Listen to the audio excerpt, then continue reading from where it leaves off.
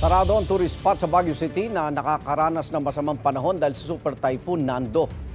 Live mula sa Baguio, may unang balita si John Consulta. John?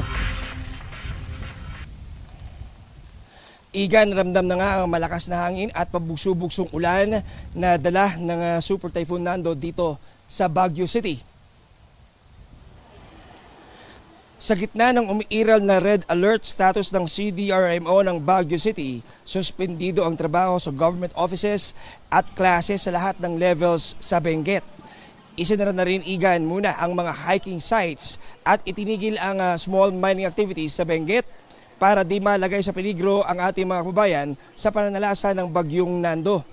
Pero kagabi, sa kabila ng umiiral na sama ng panahon, sinamantala ng ilan nating mga kababayan ang kumita ng konti sa Baguio City Night Market na dinumog pa rin ng mga residente at turista sa lungsod.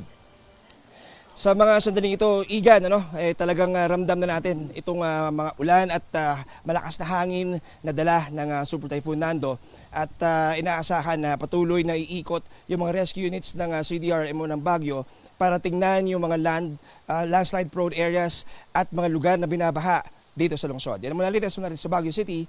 Balik sa iyo, Igan. Maraming salamat, John Consulta. Igan, mauna ka sa mga balita, mag-subscribe na sa GMA Integrated News sa YouTube para sa iba't ibang ulat sa ating bansa.